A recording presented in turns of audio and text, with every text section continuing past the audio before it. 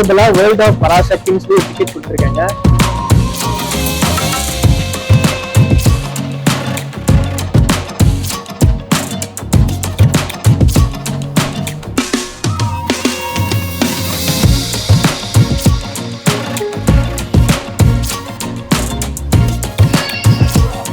மதுரையில இருந்து எக்மோர் வரையும் சைக்கிள் ரெண்டாவது சூப்பரா இருக்குங்க. இப்போ வந்து போலீஸ் ஸ்டேஷனுக்கு போறோம். கண்ணெல்லாம் வச்சிருக்காங்க, நம்பிக்கை ரிப்போர்ட், டைப் பிரிண்டிங், அந்த இங்க் ஒப்பம் பாத்தீங்களா, அது சூப்பரா இருக்குங்க இந்த போனு.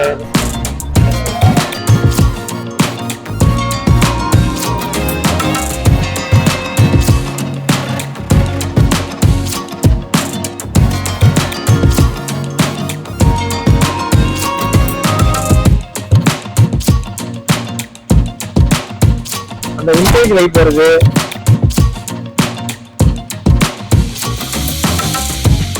அந்த எஸ்கேஓ ஃபீல் வந்து ஒரு பாட்டு வரும்ல, அடி அலையே அலையன்னு பாட்டு வரும்ல.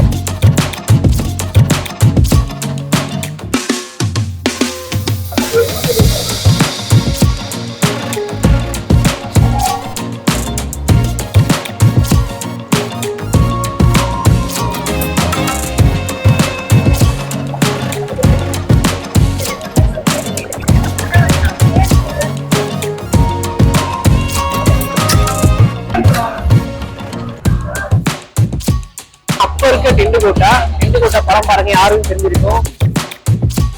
தர டிக்கெட்டு, பெஞ்ச் டிக்கெட்டு, சேர் டிக்கெட்டு.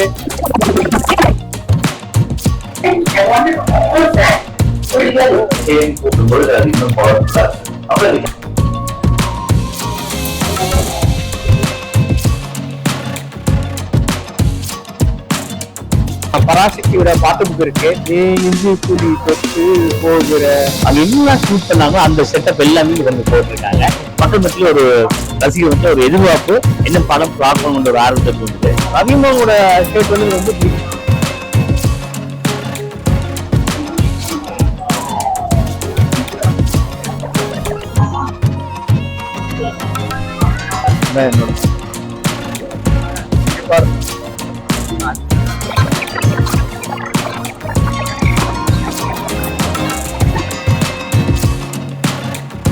ஒரு மக்கள் நினைக்கிறதுக்கு எல்லாம் படிச்சிடறாங்க, நல்லா படிச்சுட்டு தொழில் செய்யறதுக்கு கஷ்டப்படுறாங்க, எல்லாம் ஏசி ரூம்ல உட்காந்துறாங்க, சம்பாதிச்சுறாங்க. தமிழ் வாழ்க்கை இருமொழி கொள்கை மட்டுமே எங்களுக்கு போதும். படத்துக்காக எவ்வளவு வந்து மெனக்கடல் இருந்துச்சு, எவ்வளவு டெக்னீஷியன் இருந்தாங்க, என்ன மாதிரி எல்லாம் ஒர்க் ஹேண்டில் பண்ணோம், மண்மனம் மாறாம பார்க்கணும், அனுபவிக்கணும், அதை தொட்டு பார்த்தாதான் அதோட ஃபீல் தெரியும் அப்படிங்கிற ஒரு விஷயத்துக்காக தான் இது மாதிரி ஒரு ஏற்பாடு.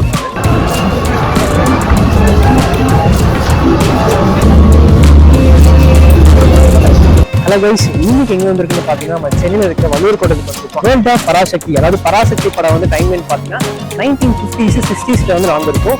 அப்போ வந்து யூஸ் பண்ண வந்து திங்ஸ் இருக்குல்ல, மெட்டீரியல் இருக்கு பாத்தீங்களா, அவங்க கிளாத்ஸா இருக்கட்டும், அந்த டைம் லைன்ல வந்து என்ன மாதிரிலாம் இருக்கும், செட் இருந்திருக்கும் அப்படின்னு சொல்லிட்டு வந்து இன்னோவேட்டிவா வந்து பராசக்தி பட டீம் வந்து ஒரு இன்னோவேட்டிவா பண்ணியிருக்காங்க. இந்த ஸ்டேஷன் பாத்தீங்கன்னா, இந்த ட்ரெயின் பாத்தீங்கன்னா எக்மோர் ஸ்டேஷன் வந்து 1960s எப்படி இருந்திருக்கு மாதிரி வந்து ஒரு காமிச்சிருக்காங்க. இந்த சீன் வந்து இங்க இருக்குல்ல, ஆனா அந்த செட்டை ரீக்ரியேட் பண்ணிருக்காங்க. இங்க பாத்தீங்கன்னா வந்து அந்த கறித்துண்டு வந்து எப்படி இருந்திருக்கு மாதிரி ஸ்பாஞ்ச் மாதிரிலாம் சூப்பரா பண்ணியிருக்காங்க. செம்மையா பண்ணியிருக்காங்க, சூப்பரா இருக்கு, பார்க்கவே செம்மையா பண்ணியிருக்காங்க. ஆனா ஸோ இந்த ட்ரெயினை வந்து சுத்தி பார்க்கும்போது வந்து இது எக்மோர் ஸ்டேஷன்ல 1960s டைம் லைன்ல வந்து எப்படி இருக்குமோ அது மாதிரி காமிச்சிருக்காங்க. பிளாட்ஃபார்ம்ல வந்து எப்படி வெயிட் பண்ணணும்னா இந்த மாதிரி தான் வெயிட் பண்ணுவோம். வேர்ல்ட் ஆஃப் பராசக்தி என்ட்ரன்ஸ்லயே வந்து ஒரு மெமரபிளா வேர்ல்ட் ஆஃப் பராசக்தின்னு சொல்லி ஒரு டிக்கெட் கொடுத்துருக்காங்க. வெளியே வந்து நம்ம ஒரு ட்ரெயின் பார்த்தோம், அதுக்கப்புறம் என்ட்ரன்ஸ்ல வந்து சூப்பரா வேர்ல்ட் ஆஃப் பராசக்தின்னு டிக்கெட் கொடுத்துருக்காங்க. பாத்தீங்கன்னா செட்டுக்குள்ள வந்துட்டோம், சூப்பரா இருக்கு. இங்க வந்து ஒரு வெயிட்டிங் ஸ்டேஷன் பிளாட்ஃபார்ம் மாதிரி இருக்கு, ட்ரெயின் ட்ராக்லாம் இருக்கு. வாங்க உள்ள போய் நிறைய விஷயங்கள் பார்க்க போறோம். அதே மாதிரி இந்தியன் பொசிஷனுக்கு வந்து 1965 பண்ணது. ட்ரெயின்குள்ள வந்துட்டேன், நான் வந்து ஜெர்னி பண்ணிட்டே இருக்கேன். வாங்க ஒண்ணுனா பார்க்கலாம். இரும்பு தகரத்துல, அந்த லெதர்ல, அதே மாதிரி சீட்டும் பாத்தீங்கன்னா இந்த மாதிரி கம்ஃபர்டெல்லாம் அப்ப பார்க்க முடியாது. தாராளமா ஒரு 2 பேர் உட்காரலாம், அந்த மாதிரி தான் சீட் எல்லாமே இருந்திருக்கு. உட்காரும் போது டக் டக்குன்னு சத்தம் வருது, சூப்பரா இருக்குங்க செட். ஆனா அருமையா இருக்குங்க. ரயில்வேல வந்து யான் லோகோ இருக்கு, அது என்னன்னு தெரிஞ்சா நீங்க கமெண்ட் பண்ணுங்க. வெள்ளக்குடி ஸ்டேஷன்ல வந்து நம்ம கலைஞர் ஐயா போராட்டம் பண்ணும் போது எடுத்த பிக்சர்லாம் இருக்கு பாருங்க. இப்ப இருக்க ஸ்டேஷன் அந்த ரூட் அப்படியே இருக்கு பாருங்களேன். ஜார்ஜி டவுன், ராயபுரம், அப்ப இருக்க மேப், ரயில்வே மேப் வந்து இப்படிதான் இருக்குன்ற மாதிரி ஒரு ரெஃபரன்ஸ் காமிச்சிருக்காங்க.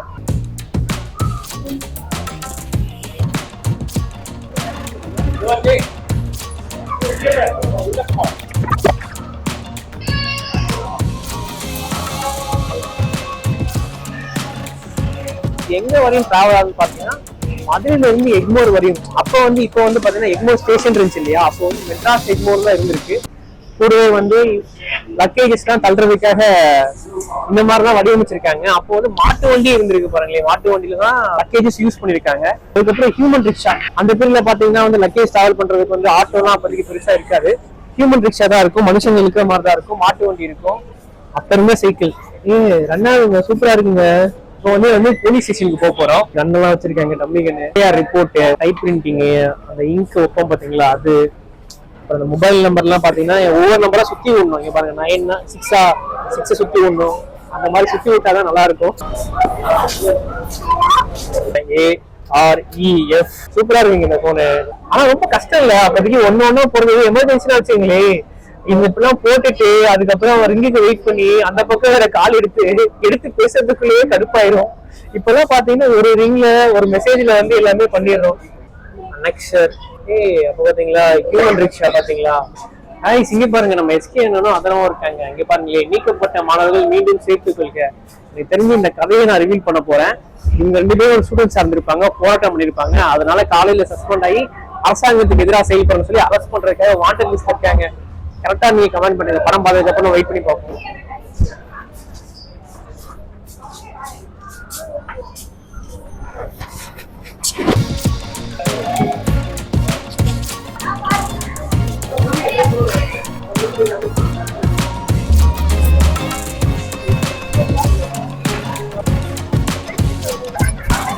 கார் வந்து செம்மையா இருக்குங்க. அந்த விண்டேஜ் வைப் வருது. அந்த எஸ்கேவும் ஸ்டீலாவும் வந்து ஒரு பாட்டு ரூம்ல அடி அலையே அலையன்னு பாட்டு ரூம்ல நெஞ்சு கூலி அப்படின்னு சொல்லி வருங்களா, அந்த கார் தான் இந்த கார். டாப் லைன்லயே நல்லா இருக்கு, சூப்பரா இருக்குங்க பாக்கவே. 1964 மாடல், செவர்லெட் இம்பாலா மாடல். விண்டேஜ்ல இங்க இருக்கிறதுல நம்ம கொஞ்சம் இருக்கிறதால எல்லாமே போட்டோல லுக் நல்லா இருக்கு, போட்டோ எடுக்கிறதுல ஸ்பெஷல் இருக்கு. இந்த படத்துல இது யூஸ் பண்ணிருக்காங்க. அந்த அடியாலைய பாட்டு இருக்கு. அந்த பாட்டுல ஏகப்பட்ட படங்கள்ல சாங்ஸ் தான் அது. ஆனா இந்த கலர் இந்த படத்துக்கு ரெடி பண்ணி இந்த கலர் பாட்டுல ரெடி மாத்தி இந்த கலர் இதுக்கோசம் ரெடி பண்ணி இதுல கார் யூஸ் பண்ணது எஸ்கே சொன்னாரா, ஏதாவது பண்ணி சொன்னாரா? எஸ்கே சார் படத்துல யூஸ் பண்ணா வேற கலர் யூஸ் பண்ணிருக்காரு. அது வந்து கம்ஃபர்ட் வந்து ஒன்றும் பிரச்சனை கிடையாது. உங்களுக்கு எப்படி இந்த கார் கிடைச்சது? ஒரு பொசிஷன்ல விண்டேஜ் பொருள் எங்க சாப்பிட்டாக்கள் இருக்கு. ஓகே, இன்னும் ஒரு 4 கலெக்ஷன்ஸ் வச்சிருக்கோம். அது அப்படியே ஷூட்டிங்காகவே நம்ம யூஸ் பண்ணிருக்கோம். ஓகே, எனக்கு இந்த டைம்ல ஒரு காமெடி ஞாபகம் வருது. இந்த காரை வச்சு அந்த வண்டி நம்மளுக்கு தான். அந்த வண்டி வந்து கையை வந்து இன்னும் 3-4 கலெக்ஷன்ஸ் இருக்கு.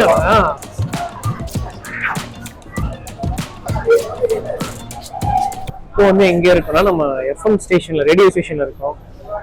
அப்போதைக்கு எப்படிலாம் மைக் இருந்திருக்கு, ஜேம்ஸ் லாஸ்ட் இன் கான்சர்ட்னு சொல்லிட்டு அந்த டைம் நடந்த சாங்ஸ் எல்லாமே இதுல மென்ஷன் பண்ணிருக்காங்க.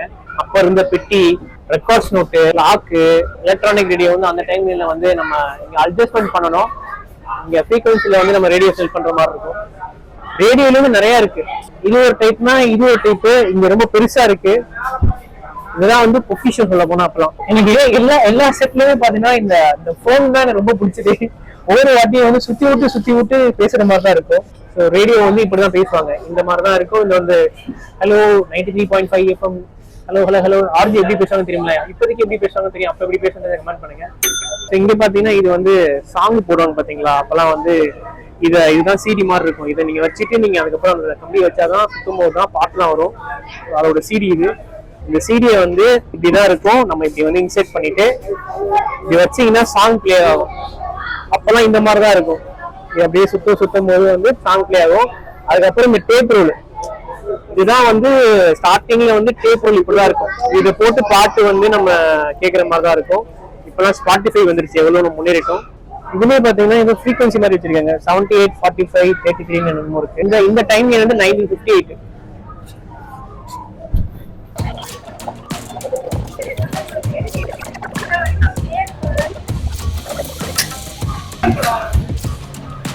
அந்த கோலி சோடா அதுல குண்டு தெரியும். அந்த நீங்க ப்ரெஸ் பண்ணி அந்த ப்ரெஸ் ரிலீஸ் ஆனதுக்கு அப்புறம் தான் குடிக்க முடியும். வந்து டேஸ்ட் பண்ணி பாக்குறேன் எப்படி இருக்குன்னு சொல்லிட்டு. அருமையா இருக்குப்பா.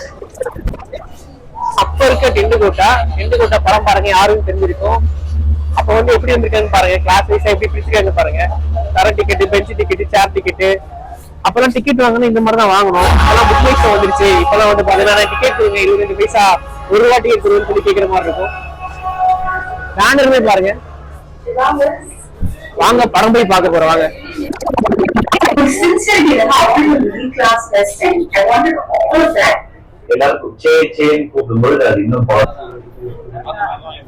இன்னும் போயிட்டு படம் பார்த்துட்டு வந்தோம். அப்படி வந்து எப்படி இருந்துச்சுன்னா விண்டேஜ் அந்த வந்து மண் தர அந்த பெஞ்சு சேரு அப்படி மாதிரி இருக்கும்ல, அங்க உட்காந்து ஒரு படம் பார்த்து வந்த ஃபீல் மாதிரி சூப்பரா இருந்துச்சு. உள்ள ஆடியன்ஸும் பாத்தீங்கன்னா வந்து ரொம்ப கத்தி அப்ப எப்படி இருக்குமோ அந்த மாதிரி ஒரு ஃபீல் கண்டிப்பா இருந்துச்சு. நீங்களும் வந்து மறக்காம பாருங்க. கண்டிப்பா வந்து ஒரு ரெட்ரோ மோடுக்கு போயிட்டு வந்த மாதிரி ஃபீல் கண்டிப்பா இருக்கும். இங்க பாத்தீங்கன்னா பராசக்தியோட பாட்டு புக் இருக்கு.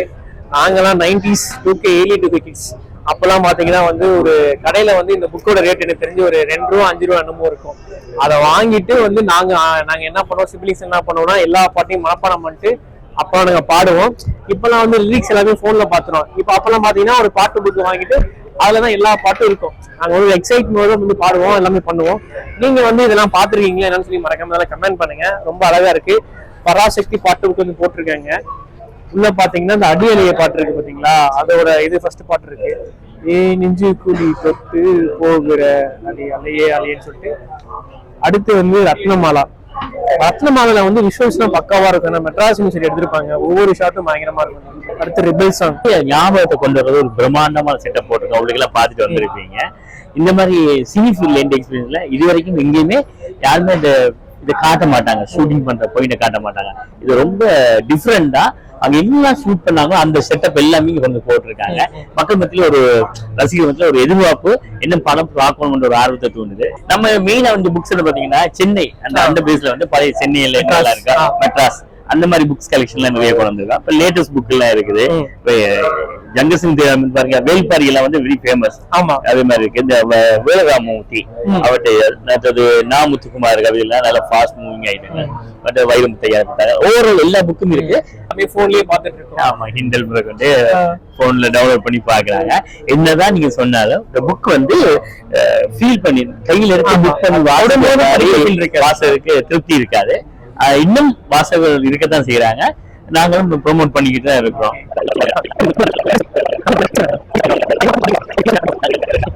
கைஸ், இப்போ வந்து நம்ம பராசக்தி படத்துல வந்து நம்ம எஸ்கேவா இருக்கட்டும், ஸ்டீலாவா இருக்கட்டும், நம்ம ரவிமோகனா இருக்கட்டும், நம்ம அதர்வா சாரா இருக்கட்டும், அவங்க யூஸ் பண்ண காஸ்டியூம்ஸ் எல்லாமே இங்க இருக்கு பாருங்க. இது வந்து ஸ்டீல்ல அந்த டான்ஸ் ஆடுவாங்க பாத்தீங்களா, அந்த காஸ்டியூம். அதுக்கப்புறம் அந்த விண்டேஜ் மிரர் பாருங்க, அதுக்குள்ள டிராலாம் இருக்கு. அதுக்கப்புறம் பாத்தீங்கன்னா அவங்க ஷர்ட்ஸ் எல்லாம் எப்படி இருக்குன்னு பாருங்க. எனக்கு முக்கியமா வந்து அந்த ரவிமோகனோட ஷர்ட் வந்து எனக்கு ரொம்ப பிடிக்கும். அந்த 60s 50s இருக்க பூட் ஷூஸ்.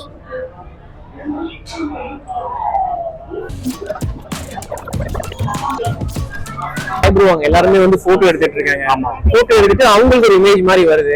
என்ன ப்ராசஸ், என்ன பண்றாங்க ப்ராசஸ்? நம்ம ஏஐ மூலமா அதுல வந்து நம்ம போட்டோ எடுத்து ஸ்ட்ரெயிட்டா எடுத்து அப்படியே நம்ம பராசக்தி இருக்குல்ல, சிவகார்த்திகேயன், அதர்வா, ஜெயமிரதா அவங்களுக்குள்ள வந்து நமக்கு எடுத்து தராங்க. இதுதான் என்னோட போட்டோ. இங்க பாருங்க, லுக் சூப்பரா இருக்குங்க. ஆமா, அப்பெல்லாம் நம்ம கம்யூனிகேஷன் எடுத்தனாலே அந்த டெலிஃபோன் பார்த்தோம், அது இப்படி சுத்தி விட்டு தான் பேசுற மாதிரி இருக்கும். அதுக்கப்புறம் இன்னொரு கம்யூனிகேஷன் வந்து போஸ்ட் ஆஃபீஸ் தான். 1960s வந்து எப்படி இருக்குன்னு பாருங்க. ரோடு மட்டும் பாருங்க. இது வந்து மதுரையோட இது போட்டிருக்காங்க, லொகேஷன் போட்டிருக்காங்க. விண்டேஜ் புக் சூப்பரா இருக்கு.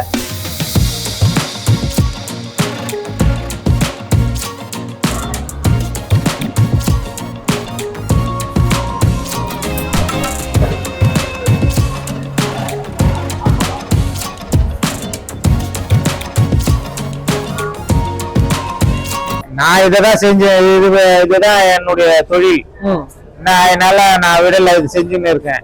இப்ப ஈவெண்ட் இது போல கூப்பிடும் போது வந்து அவங்களுக்கு செய்யறது இது போல செய்யறோம் அப்படின்னு சொல்லிட்டு பொதுமக்களுக்கு காமிச்சிட்டு போவோம். ஓகே, இப்போ வந்து இது வந்து பழைய முறை, இந்த மாதிரி சக்கரை சுத்துறது வந்து அதை வச்சு மேக் பண்ணுறாங்க. ஆமா. இப்போ என்ன மாதிரி முறை இருக்கு? இப்போ வந்து கரண்ட் சுவிட்ச் போட்டா அது ஓடும். இன்ஜினியருக்கு வேண்டாம். எல்லாம் சின்ன சின்ன பசங்க, ஸ்கூல் பசங்க, பெரியவங்க எல்லாம் வந்து கை வைக்கலாம். விவசாயம் பண்றாங்க, அவங்களுக்கு தகுந்த ஊதியம் கிடைக்கிறது கிடையாது. என்ன எல்லாம் கமிட்டில எடுத்து போறாங்க, எடுக்காத எல்லாம் முளைச்சு போச்சு. நீங்களே பாத்துருக்கீங்க. மனுஷனு முக்கியமானது, அதை சாப்பாடுல என்ன சாப்பிட முடியும்? இப்படிலாம் நமக்கு என்ன முக்கியமான தேவை, அது முக்கியத்துவம் கொடுக்கணும். அதுக்கு எங்க கொடுக்குறாங்க? எங்கேயும் கொடுக்கறது கிடையாது. அதுதான் மெயின். அப்ப சொல்லிடுறாங்க, என்ன வளம் இல்லை இந்த இரு நாட்டில், என் கையை ஏந்த வேண்டும் வெளிநாட்டில், ஒழுங்காய் பாடுபடு வயல் காட்டில், உயரும் முன்மதிப்பு அயல் நாட்டில். இப்ப எங்க ஒரு மக்கள் நினைக்கிறது கிடையாது. எல்லாம் படிச்சிடறாங்க, நல்லா படிச்சுட்டு தொழில் செய்யறதுக்கு கஷ்டப்படுறாங்க. எல்லாம் ஏசி ரூம்ல உட்காந்துறாங்க, சம்பாதிச்சுறாங்க. தமிழ் வாழ்க்கை, இருமொழி கொள்கை மட்டுமே எங்களுக்கு போதும். வந்து ஹிஸ்டாரிக்கல் பண்ணாலே, ஒரு தியேட்டிக்கல் பண்ணாலே வந்து ரொம்ப சேலஞ்சிங் டிபார்ட்மெண்ட் ஆர்ட் டிபார்ட்மெண்ட் தான். ஸோ இந்த படத்துக்கு வந்து நீங்க எவ்வளவு சார் மெனக்கிட்டீங்க, கிரவுண்ட் ஒர்க் எல்லாம் பண்ணீங்க? இல்ல கிரவுண்ட் ஒர்க் பாத்தீங்கன்னா அந்த படத்துக்கு வந்து 2 years ப்ரீ ப்ரொடக்ஷன் ஒர்க் போயிட்டு இருந்தது. 2 years ஆகும். ஆமா ஆமா. ஆக்சுவலா அந்த படம் வந்து டைரக்டர் 5 years அதெல்லாம் கம்பேர் பண்ணும்போது அது கம்மி தான். அவங்க நிறைய ரிசர்ச் பண்ணிட்டாங்க படத்தை பத்தி. ஏன்னா இந்த கதைக்களம் இப்படித்தான் இருக்க போதுன்னு முடிவு பண்ணிட்டாங்க. ஸோ அதுக்காக ரொம்ப மெனக்கடல் இருந்துச்சு. நிறைய சோர்சிங் இருந்தது, நிறைய ரீகுலேஷன் இருந்தது. ஸோ இதுக்காக வந்து படம் ஷூட்டிங் ஸ்டார்ட் பண்றதுக்கு முன்னாடியே நிறைய ஒர்க் பண்ணோம், ப்ரீ ப்ரொடக்ஷன் ஒர்க். ஓகே, இப்போ வந்து வேர்ல்ட் ஆஃப் பராசக்தின்னு சொல்லி இந்த மாதிரி வந்து மக்களுக்கு எல்லாம் காமிக்கணும் அப்படிங்கிற இனிஷியேட்டிவ் வந்து எங்க ஆரம்பிச்சிச்சு? இல்ல மக்கள்கிட்ட வந்து முதல்ல வந்து ஸ்கிரீனிங் பண்ற மாதிரி தான் இருந்தோம். ஸ்கிரீனுக்கு பின்னாடி என்ன மாதிரிலாம் வேலை செய்யறாங்க, டெக்னீஷியன் எப்படி ஒர்க் பண்றாங்க, இந்த படத்துக்காக எவ்வளவு வந்து மெனக்கடல் இருந்துச்சு, எவ்வளவு டெக்னீஷியன் இருந்தாங்க, என்ன மாதிரிலாம் ஒர்க் ஹேண்டில் பண்ணோம், காஸ்டியூமா இருக்கட்டும், கேமரா சைடா இருக்கட்டும், ஆர்ட் நம்ம சைடா இருக்கட்டும், டைரக்ஷன் டிபார்ட்மெண்ட் சைடு, இதெல்லாம் வந்து ஒரு ஸ்கிரீனிங் பண்ணலாம், மக்களுக்கு காட்டலாம், மக்கள்கிட்ட போய் இதை சேர்க்கணும். வெறும் வந்து ஸ்கிரீன்ல வர ஃபுட்டேஜை மட்டும் பார்த்துட்டு இதோட மெனக்கல் தெரியாம போயிட போகுதுன்னு ஒரு டிஸ்கஷன் இருந்தது. அந்த டிஸ்கஷன் கொஞ்சம் கொஞ்சமா மாறி, ஏன் இப்படி பண்ணக்கூடாது, ஸ்கிரீனிங் வந்து அதே ஒரு ஃபுட்டேஜா தான் காட்டுறோம், அதை லைவாவே அவங்கள்ட்ட எக்ஸ்போஸ் பண்ணுவோன்றதுக்காக தான் இந்த மாதிரி ஒரு ஏற்பாடு. மக்கள் அதை வந்து அந்த மண் மனம் மாறாம அவங்க பார்க்கணும், அனுபவிக்கணும், அதை தொட்டு பார்த்தாதான் அதோட ஃபீல் தெரியும் அப்படிங்கிற ஒரு விஷயத்துக்காக தான் இது மாதிரி ஒரு ஏற்பாடு பண்ணது.